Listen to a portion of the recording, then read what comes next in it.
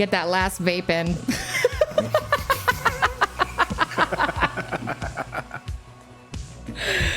All right.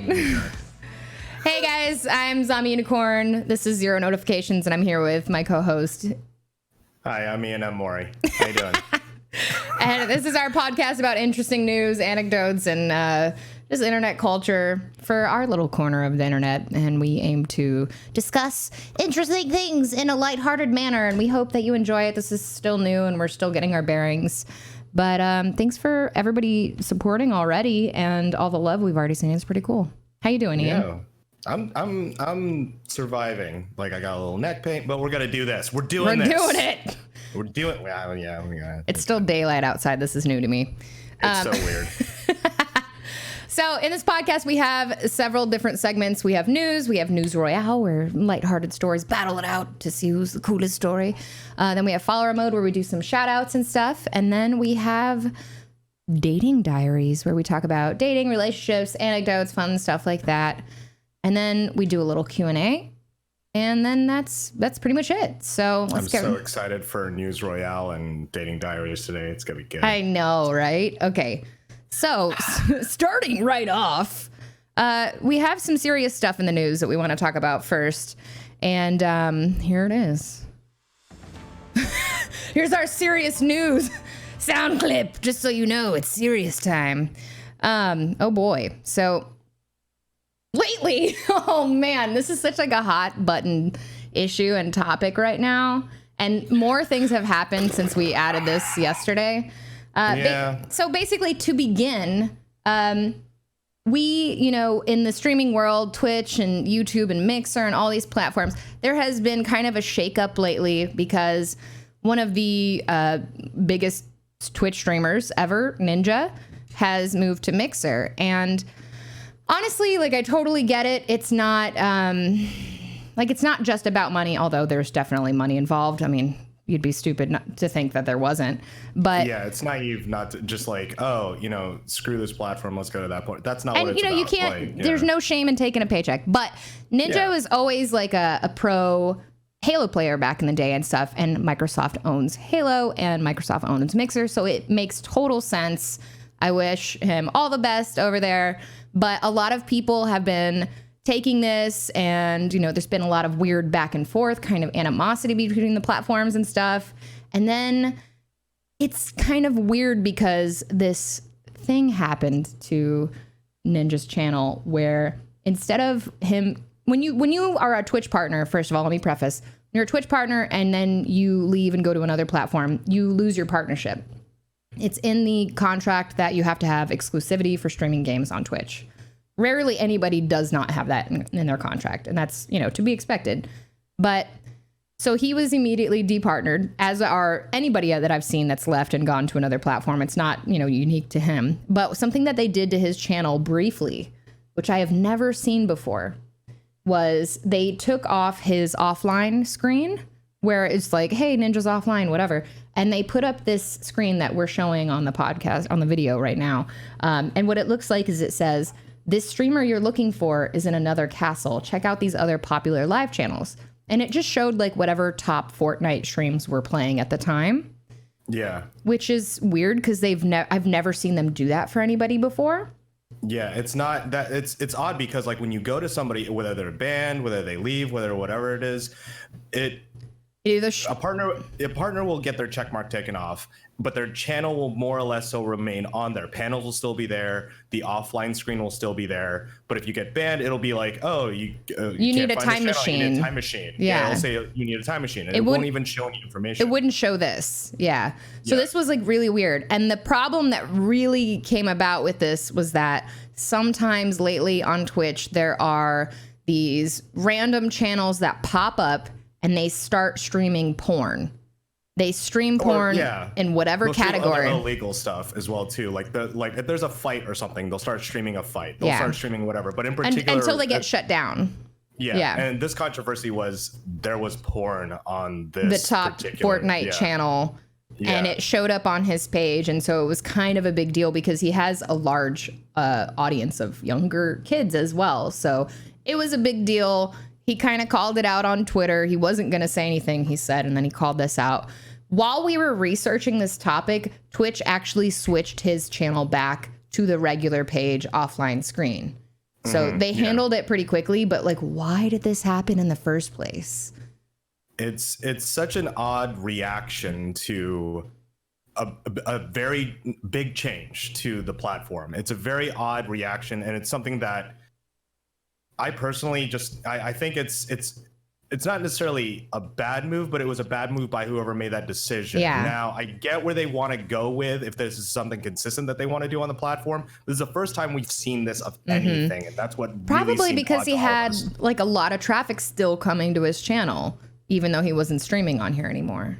Yeah, but to utilize it like that, that's the issue that I take up with it. It's just like, you know, if you're going to do that to like bigger streamers and stuff as a result, that's the rough portion of it. So it's a bit weird. It's a bit weird. And it caused a little, you know, situation here inadvertently. Like, you know, that's not their fault. Some person decided to stream porn, but I don't necessarily think it's a great idea to do that.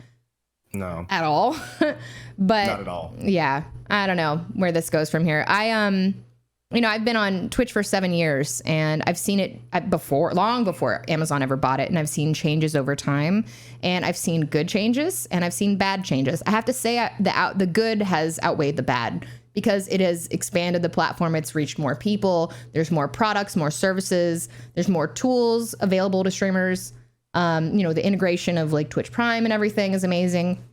But I think that him moving to Mixer is good as well for all platforms, because although it doesn't mean Mixer's ever going to it doesn't mean Mixer beats Twitch now. They still have nowhere near the numbers that Twitch has. Twitch is just way too big for anyone to compete still at this point, but it does give more competition, and it does, you know, kind of say like, hey, you really, you know, need to figure out these legal things that you keep having to jump through, like these, you know, hula hoops and whatnot, because it's going to make more people leave who are jumping on this bandwagon. I don't per se like this. There's a hashtag that was trending yesterday, mainly by one person who shall not be named. Twitch is over party. It's somebody who's been banned off Twitch for bad behavior, and they, you know, they were trying to really egg it on, like, oh, cancel Twitch. That's not gonna happen. Twitch is still a good company. They still, I think believe that I've observed them. Sometimes we don't agree with how they handle stuff. Like I definitely think, you know, sometimes certain people should be banned for their actions, but I do understand as a company, they have legal discourse that they have to go through to make sure that they can actually do that. And if they can't, if there's a way that it could, you know, hurt them, etc., then, you know, what do you think? I like the idea that Mixer is on the come up. It's not a platform that I personally will use, but the idea of healthy competition is something that in any sort of facet, like whether you be in like a different medium of like art, different medium of expression, even commerce or finance and stuff like that, it doesn't matter what it is, competition is required in order for there to be change and growth. Because if you're just the one person doing one thing in some sort of platform or medium, then you don't know whether or not you're getting better. You don't know whether or not you're getting good. It's good to see that diversity, at least over a certain niche area like Mixer, Twitch, YouTube, see what they're capable of doing. So that way you can improve yourself, your platform, whatever it is. So Twitch looking at Mixer, Mixer looking at Twitch, looking at YouTube, whatever other platforms are for streaming for games predominantly, see where that ends up going. So yeah, I've actually known the creators of Mixer. They created Beam. It's Matt and James. They used to, well, they still have MC Pro Hosting. It's a Minecraft server company back when I used to do that. And they consulted me back in the days of Beam. And I was like, I think this is really cool. I don't think it'll ever beat Twitch, but that's not necessarily what they're trying to do. I think they're trying to just have something different. I know they're still growing and changing. And personally, it's not something that like a platform that I would stream on. But I think it works for some people, and I like that there's some healthy competition. I don't like the weird rivalry. And I see it mostly coming from, I'm not going to lie, like the Mixer side. And I have a lot of Mixer streamer friends who agree. And they're like, yeah, I don't know why a lot of Mixer people have like this chip on their shoulder about Twitch.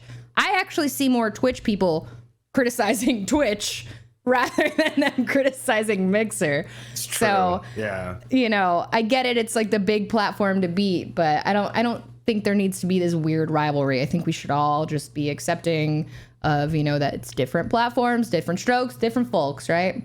We're all here trying to do the same thing.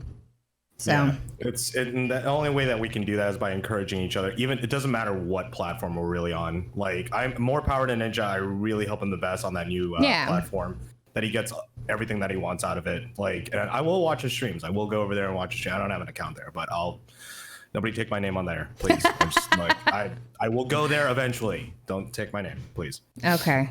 Well, moving on to the next news item here, we have something else serious. Yeah, totally different, but this is okay. The reason why we chose this particular story was because you cannot escape it. You cannot get away from this. It is everywhere right now. And so we thought, let's go ahead and just do our takes on it. Let's get our tinfoil hats on, everybody. So Jeffrey Epstein is a. Well, do you want to? Yeah, what? You go for it. Okay, so Jeffrey Epstein was this billionaire financier that was indicted in 2008 for underage prostitution trafficking. So he was very active in New York and Florida, and he was part of like this elite inner circle of extremely well-to-do people, including politicians and businessmen and all of this. And he was indicted in 2008, and he's been standing for criminal trial, which was due in like a year or so from now. But he was found recently dead in his cell under really suspicious circumstances. And people are coming out of the woodwork about death conspiracy theories when it comes to Jeffrey Epstein. Now, the thing of it is that if you don't know what is going on here, that was the roundabout way of saying it. But the conspiracy theories that are coming out are kind of skewing a lot of what we're finding out. So the facts are like all over the place. People are being pundits about one thing or another. And personally, the situation is very suspicious in my eyes. Yeah. Like so the facts are he was in a federal prison, not just like a jail or like a state. He was in federal prison. This is a prison under like constant watch by cameras. Supposed to be visited by guards every 30 minutes. He had a roommate at first, but I believe the roommate, his cellmate, I should say, not a roommate, their lawyer, I think, reported a suicide attempt or something like that. I could have that a little mixed up, but there was a suicide attempt. So he was put on suicide watch, which means he doesn't even get a blanket or sheets or anything. He gets a box of tissues. Yeah. That's all he has. And so this happened over the weekend. What was it? Friday night, Saturday morning? Just about, yeah, around then. So he was somehow taken off of suicide watch over the weekend, which is weird because they would normally do that on the weekdays when they're like, you know, the business, you know, is running, whatever. That doesn't make sense. It's not a business. But so it was taken off, and then immediately the cameras aren't working. The guards, I guess, didn't check on him. And he was found, and he was found dead in his cell. So in the morning. And no one had checked on him. He didn't have a roommate, nothing. And so his roommate was removed at that point. He didn't have a roommate anymore as well. Cellmate. And it's so sus. Everyone's like reacting in such a way, and I don't blame them. It got to the point that in my bar, I work as a bartender, I can't escape it. I didn't want to really I always make this rule in the bar. You treat it like a family dinner. You don't talk about religion or politics when you're there. And immediately came out as soon as one of my regulars came in and just like blasted up. What do you think about this Jeffrey Epstein thing?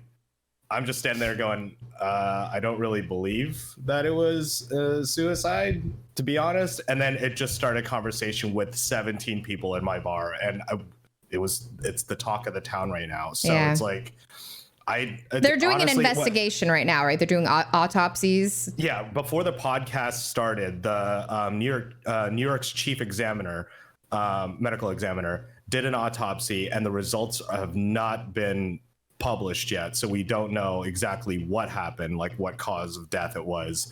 And it got to the point that there was also prosecutor lawyers that have sent their own pathologists to do follow-ups on it as well too. So I'm guessing there's going to be a myriad of examinations going in just to clarify things.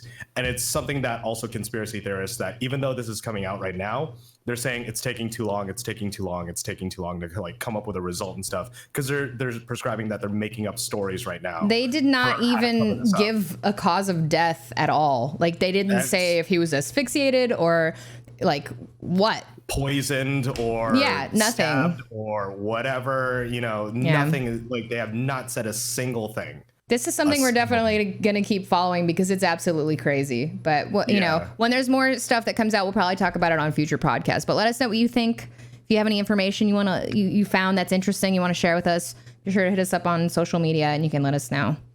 But, we're going to move on to the next stuff. Now we have News Royale. Yay.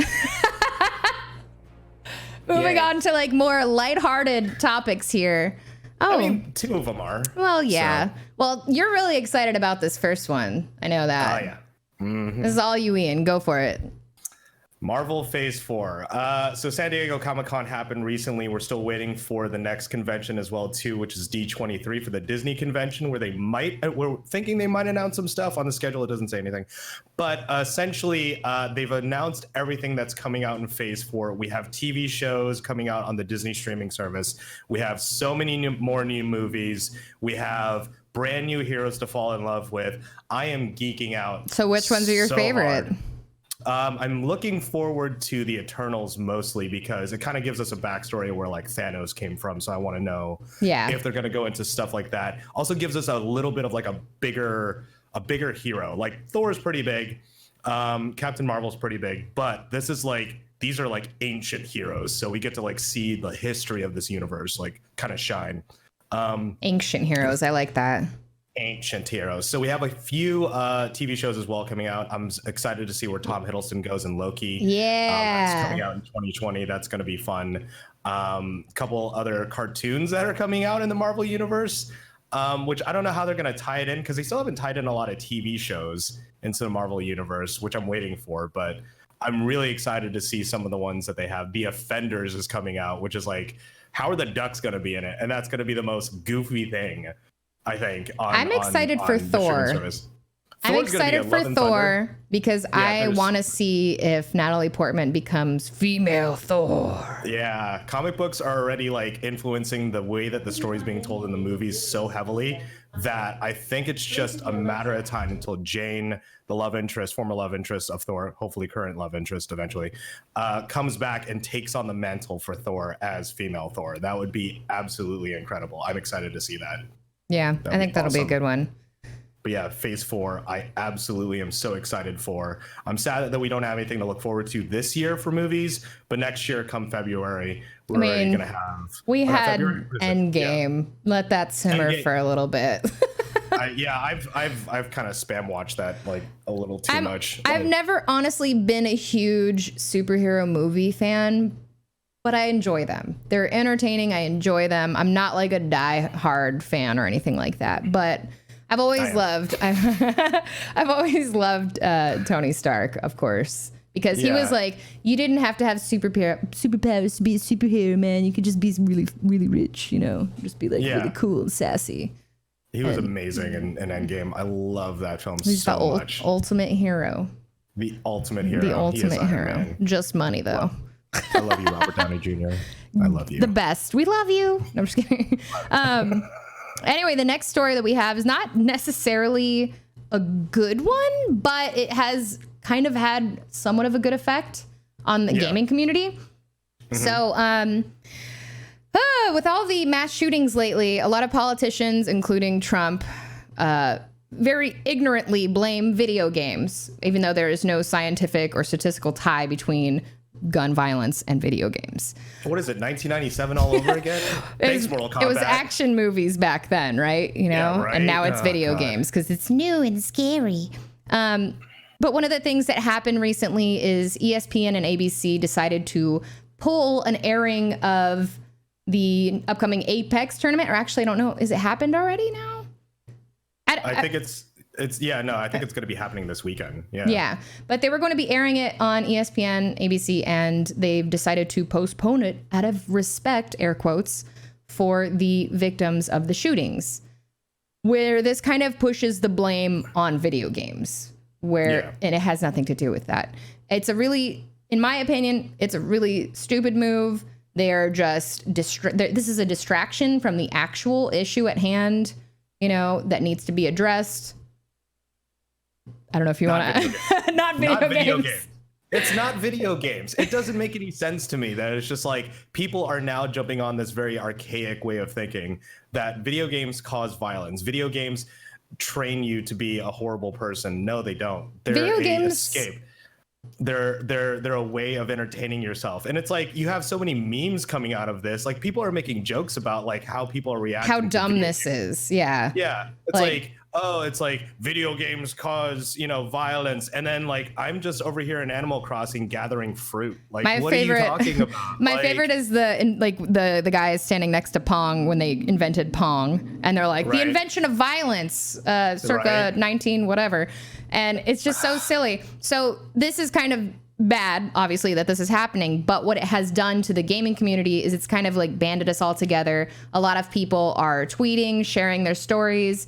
Hashtag video games are not the problem. Video games are not to blame. And people are sharing their stories like, hey, video games have changed my life. They have made my life much better. They help me cope with things. They have helped me make friends. And I've personally, I've raised a lot of money for charity over the years. It's definitely changed my life. It's been a huge positive impact on my life. And I have a violent bone in my body. So, and I feel like most people don't have that reaction to them.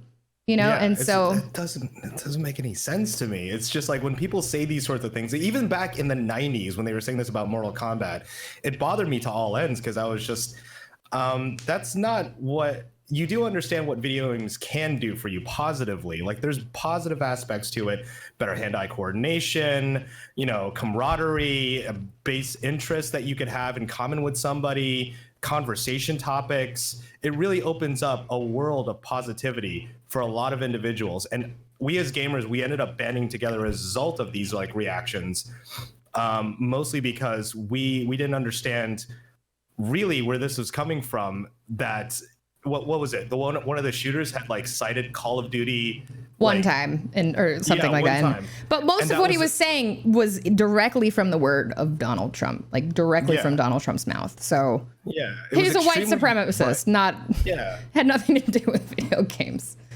I don't know. It's so bad. Yeah. So bad. But I'm glad that we've banded together and said no, there's more stop doing this. In what it is that we have rather than us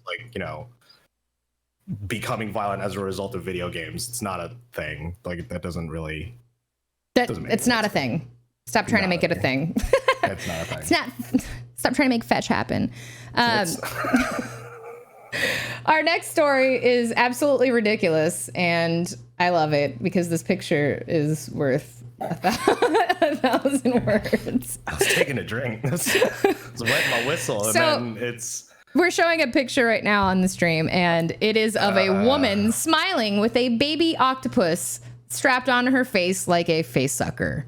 And this is an article about her that says, it's titled, "We All Make Mistakes," says the woman who got bit by an octopus that she put on her face. This woman from Washington State. Okay, so there was a fishing derby in Washington State, right? A bunch of people were there, food trucks, whatever, and people are fishing. There was a photo competition, and she was with a friend, and she said to her friend, "Hey, I got an idea for this photo." They had an octopus that, I don't know, maybe they caught it or something like that, but she decided to put the octopus on her face. And then she was saying in the interview, "Oh, it felt squishy. It was wet. The suckers weren't really as strong as I thought they were." Lewd. And then it didn't occur to her that a octopus has a beak. And before she knew it, the octopus just basically bit down on her chin. Yeah, and she had to go to the hospital to get it removed. They got it off, though. It said that they got it off without killing it, too, which was... Yeah, without killing it, which was nice. But if she knew that if she tried to pull on it, she'd rip her face off. Yeah, rip her face off. Like, because those beaks are nothing to mess with. It's basically like a cockatiel. She's smiling so big in this picture. This has to be before it bit her. Just seconds before it decided. She said it was like the most excruciating thing she's ever felt in her life. But I absolutely love this picture, though. I don't know why you would do that, but it's silly. I hope she won the contest. Because like the post of the photo like is a story warranted enough that she was featured. You know, in a local article. Anyway, those are our three News Royale stories today. Which one was your favorite? Let me guess. Marvel. Yeah. Marvel. Hot second, that Octopus Lady, but yeah. Yeah. I of course like the video game community banding together. I honestly, can you please, everybody listening, watching, can you please send us more of these memes, video games and violence memes, because they're just absolutely hilarious, and I think it's great to make light of something so dumb sometimes. Yeah. Anyways, up next we have our follower mode. Oh wait, here we go. Speaking of follower mode, this song right here is by Grimecraft. Amazing. If you've never heard of him, at Grimecraft, check him out.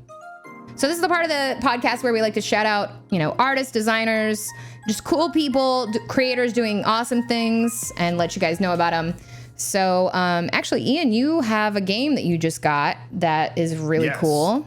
If you want to... We were looking at this like a while back ago, actually, before episode 1. And it just came out. It's a game called Stone Story RPG.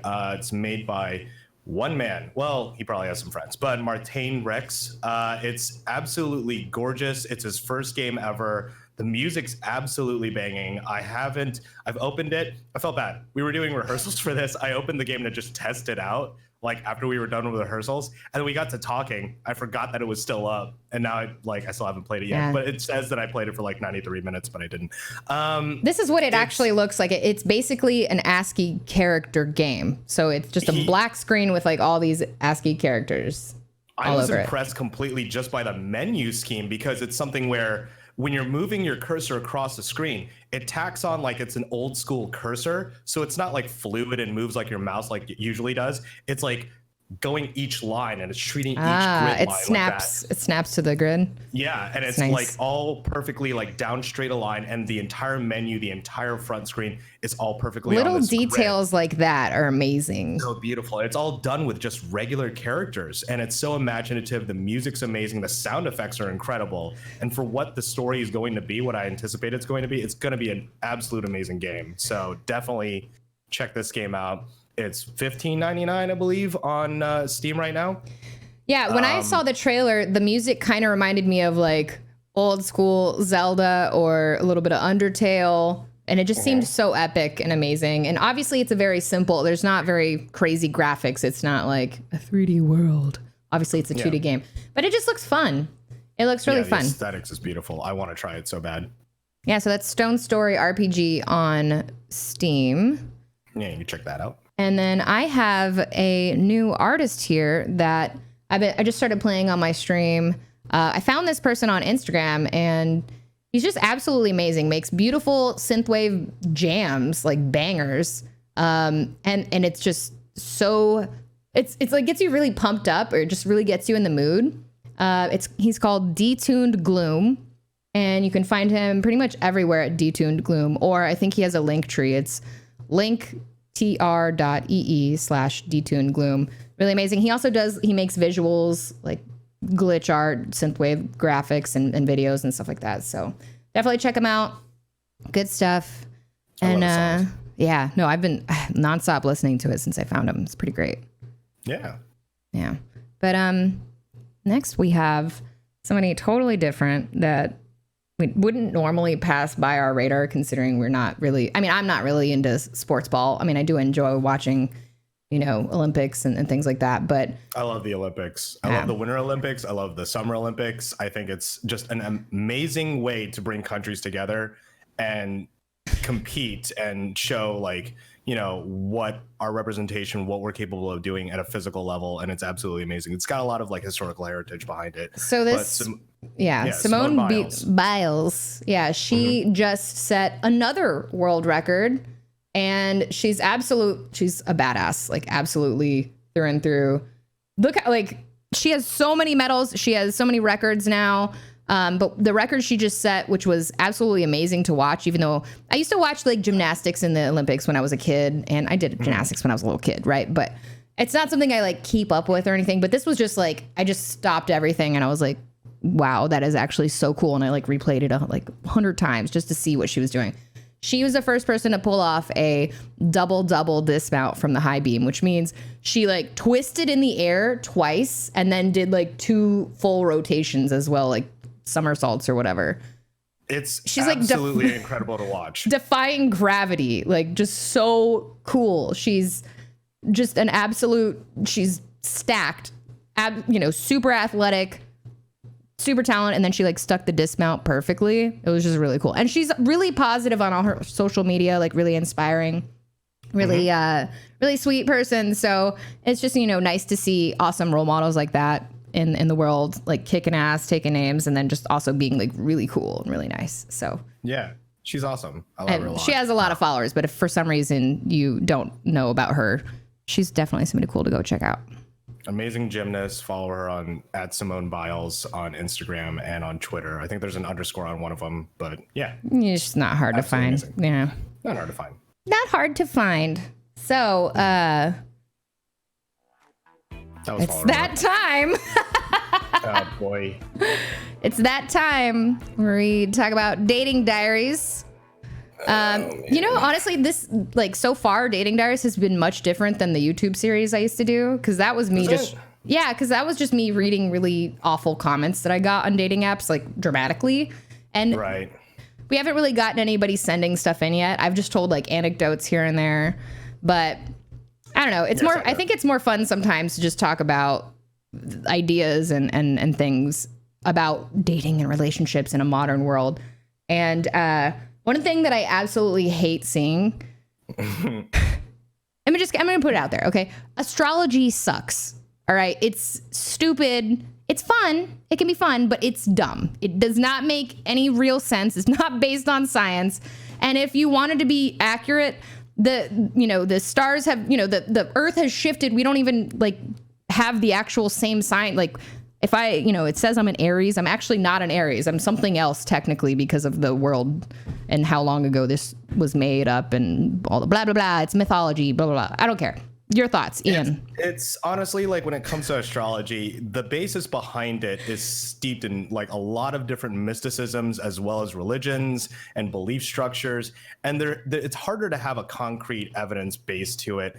And prescribing to it is one thing. Actually believing it is another. If you read your horoscopes and stuff, like we were trying to have fun with it yesterday in rehearsal and stuff, and before rehearsal, we said something like, let's go and like look at our horoscopes. Neither one of them hit the nail on the head at all. We were really confused at what it was trying to tell us. And it's something it's just not real. It doesn't necessarily feel like a connection, like an introspective tool of connection. And I was comparing it to a lot of different other ways of introspection, because that's really what all of these things are. It's just a moment of reflection where you look inside yourself and say, who am I? How do I approach things? How do I come to decisions in my life? And I was telling Allie that I read tarot cards, and not for any reason that I believe in it, but because it follows a sort of archetypal kind of mentality to it. I love the symbolism behind tarot and everything. Like, yeah. I forgot to say, because I have a tarot card tattooed on my forearm, but to me, it's all about the symbolism. I don't actually believe in it or anything like that. But I don't mind astrology. I don't mind people being like, sharing memes or finding it fun or cute, whatever. But I really just hate seeing people being like, oh my God, Mercury's in retrograde, so I need to make sure I stay away from certain types of people because it's just their energy is just not going to bond with mine. Like, shut up. That is not a thing. It's not a thing. Why does a planet care about you? It doesn't. It really doesn't. You're literally a tiny ant on a mote of dust suspended in a sunbeam, in the middle of this vast universe, according to Carl Sagan, right? So like, why think that you have any impact or they have any impact on you like that? They don't. It's such an egocentric tool for introspection, and I don't really like it. And it's something where it made us think, what could we be looking for? And so we found like the Myers-Briggs test. Well, we didn't find it. Everyone's done it. I took the test like years ago, and then we like retook it recently a few weeks ago. Yeah, and we found out we have to see if anything changed. We had the exact same results. We're both ENFPs with a hyphen T, like turbulent. Mm-hmm. So we're both ENFPs. And for anyone that doesn't know, you basically have a dichotomy of two different ways of resulting in a Myers-Briggs test. You take this full questionnaire that asks you fairly deep questions. And a good website, not shouting them out, but it's like the most comprehensive website that we found was 16personalities.com. So if you guys want to try it out, by all means do it. And by all means, if you want to comment down below, like, hey, this is what my results are, that'd be awesome. Like, we'd love to learn about that. But the first letter that you have talks about outward or inwardly focused. Like, what do you care more about? You could be extroverted or introverted. How you take on information is the second one, which is sensing or intuition. How you make decisions is thinking and feeling. So do you think things through? Head versus heart? Yeah. And how you live your outer life, do you feel like you're quite a judging person, or do you perceive things as they are? And there's also a fifth addendum as well, too, which is like turbulent and not ambivalence. I don't know. It's an A, but that one there. And when Natalie and I took it, we both got ENFP/T, which was interesting because But we also have very different like ways of dealing with things as well. Like certain things that I would not necessarily agree with, you would agree with completely as far as like how this lays it out. So there are technically, according to this method, there are 16 personalities, and you can fit into them pretty well, but it doesn't mean, that's exactly how you are. It's not like this is the end all be all. This is who you are. It's just, and it's actually technically pseudoscience as well, but it's more based on actual observations and statistics. You're taking a questionnaire, you're giving these answers to questions that will kind of categorize how you are, your behaviors, how you respond to things, how you react. And then it can make general assumptions just based on your actual personality and tell you a little bit about it. So I think it's a much better way to be like, hey, this is how I am. This is how I might match with somebody better. Mm-hmm. They do have a lot of charts and articles and stuff like, hey, your natural partner is an INTJ, or this is more a better match for you for friendships or for a work relationship or something like that. So I find it way more interesting to look at these kind of things, especially because it's better if I know this about somebody. It's a little bit better, easier for me to understand them because I'm extremely extroverted and I tend to like attract very introverted people, which is kind of it's the exact opposite, right? So for me, trying to like wrap my head around it sometimes, I don't understand it because I'm always wanting to be like social and talking to people. I do want my me time sometimes, but it's a lot easier for me to like look at these things and look at these personality traits and things like that and just kind of get a good idea of why I am the way I am and why somebody is the way they are. It's just a lot easier for me to understand rather than looking to the stars of some made up BS from like hundreds and hundreds of years ago. Yeah, we bring this up too because like it's interesting that it takes a lot of compartmentalization, which is something that we as human beings tend to do with a lot of information. We're all unique snowflakes. We're all diverse, different people. We have our own ways of approaching things, reacting to things, thinking about things. But in order to like help compartmentalize the hundreds of thousands of people you'll probably run into in your life, it's easier to compartmentalize personalities so that way you can generally know how to approach somebody when it comes to that.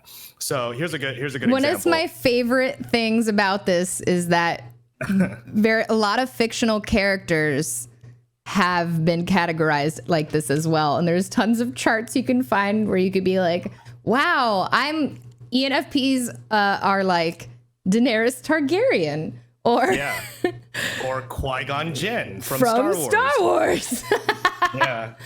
And it's funny because you can look at this and be like, yeah, I really do relate with that character, and it's totally me. I don't really feel like I totally relate with Daenerys Targaryen, but I feel like I relate with Qui-Gon Jinn. I'm always like looking at my Padawans here and going, what the heck am I doing with myself? Like, I don't even really understand where I went wrong. I'm just going to be a ghost and tell you bad things. That's what I'm going to do. Can I be an Ewok? So be an Ewok. I think I definitely relate with like Daenerys Targaryen's drive to like do good and whatever, but I do not relate with her going off the deep end and just becoming totally, spoilers. I'm just gonna stop right there. Never mind. Zoop. Nope. Boop. Done with that.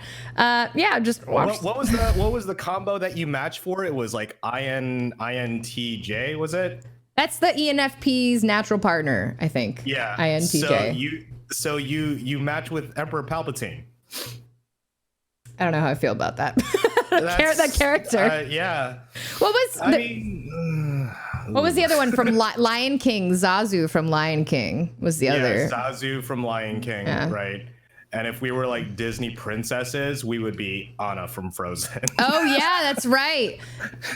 And then ENFP's natural partner INTJ would be Elsa. That's some weird in Disney incest vibes. What the hell? No. Yeah. Do you want to build a snowman? That's not a snowman. That doesn't sound right. What are you referencing? That's a relationship. Anyway, I think that's it for we can talk about this forever. We'll probably touch on it in other future episodes, but so we have another part of the podcast here where we it's called Infrequently Asked Questions. Yeah, that sound effect. Boy. Wow. Questions. Okay. And this one is so we ask you guys to give us questions, not just your normal like, oh, what would you do if you weren't streaming, or like, what is your favorite game, or what's your favorite color? Natalie, what's your favorite color? What do you eat? What do you do? No, those are boring. We do those all the time. What you do? What you do? How you get big? How you get big butt? How you work out at gym? So we like to get weird questions, and this one is from a longtime friend of mine and my stream, Tim.tv on Twitter. Shout outs to Tim. Thank you so much for this awesome question. And he asked, why is pooping frowned upon when everybody poops? Here's the thing. There's a silliness behind this, but there's a real that's a real question. That's a real question. That's a real question. Why? Yeah. Why? Seriously, I have anecdotes. There's books called Everybody Poops that they give to children. Yeah, with dinosaurs on it. Even dinosaurs poop. Even if you poop yourself, don't be ashamed. Nah, I don't know. You should probably be ashamed of that. Get some butt control. I was gonna say bladder control. What's the opposite? Some butt control. Get some butt control. You need some. Ew. See, she's saying okay, but pooping yourself is a little gross because then that's a little bit. But the act of pooping is such a normal part of our human lives and our stupid carbon and water bodies. Like it comes out whether we like it or not. Right. It's a thing that happens, and just accept the fact that it happens. Like it's not a gross thing. If I turn to one of my friends and I go, I need to poop, they need to understand that I need to poop, and they're going to give me 5 to 10 minutes. They're not going to text me while I'm on the John going, where are you? Like you left. I thought you were just going to pee. No, I'm pooping, and why is it that I feel like this weird innate shame for saying I'm pooping? Like I should be able to, hey, I'm just going to go take a real quick dump right now. Like I'll be right back, and they shouldn't be like, ew. They should be like, oh, well, he'll be a bit. Yeah, I got to drop the kids off at the pool. Yeah. Yeah, he had tacos earlier, so totally understandable. So it's fine. It's completely okay. But that's not the case. Everyone's always like very, very adverse to it. I had an ex once that was just, I couldn't mention it. I was not allowed to mention it. Oh.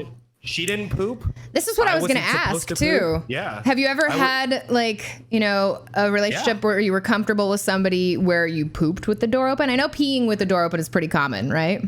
I've told you the story, but yes, I'm going to tell it again. So I've had both. I've had both sides where it was, you're not allowed to poop. I'm not allowed to poop. I don't poop. all the food gets absorbed into my body. It's a lie. Girls don't poop. And I'm just like, no, yeah, I've walked it. That sounds a little more gross if your body's absorbing poop. I don't know. Yeah, I would be. Yeah, that's sickness territory somewhere. You got sepsis or something. But no, I was in a relationship once where I was literally on the John dropping depth charges, and she was taking a shower about 2 feet next to me with a piece of glass in between us, and it didn't bother her at all. If I was comfortable enough with somebody, the only way that would bother me is because I'm in there at the same time and I don't want to smell it. Because that's a little nasty, okay? It's like, she understood. What? That's disgusting. That's disgusting. Gone.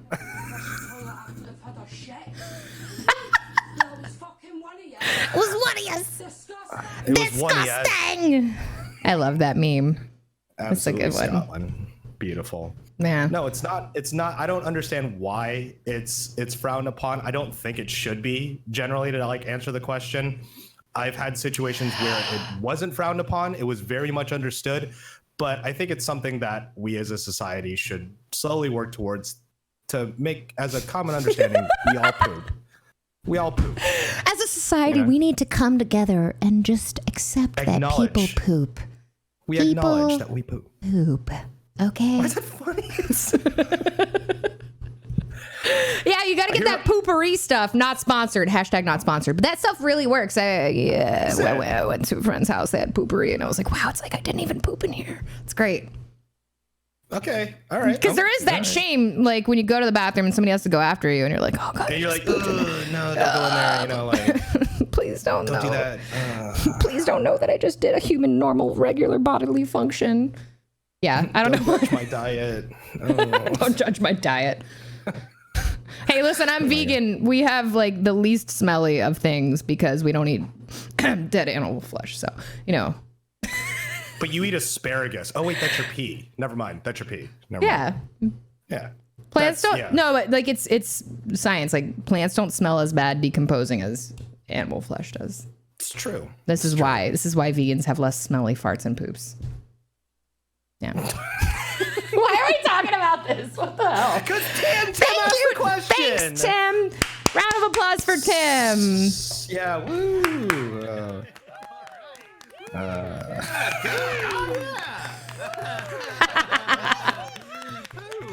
Why do we make this? I don't know, but I love it. Hell yeah. Oh. The O at the end is the best part. Yeah. All right. Well, thanks for the question, Tim. If you guys want to hit us up on social media and give us more sweet, infrequently asked questions, we would really appreciate it. So we're done with the poop topic, though. It's very inappropriate. We don't like it. It's disgusting. We've pretty much reached the end. Oh my god. Yeah, we've expressed all of the. Never mind. It's too gross. I'm not gonna say that. All the poop stuff. No, you know how like when you get your dog groomed, they're like, express their anal glands. What? You don't know that? When you have a dog and you get them groomed, they like it's called expressing their anal glands. It's so nasty sounding, but it's like something that they need to be done. If you have a dog, take care of your dog. Go get their anal glands. Okay. Anyways. Wait, I'm screwed up here, man. I'm screwing up here. You got me all twisted. So we pretty much reached the end of the podcast here, you guys. First off, if you want to help support the podcast, if you want to watch the podcast, you can watch us on YouTube. Get Ian a better camera. You can, to help get Ian a better camera instead of this potato, you can support us on Patreon.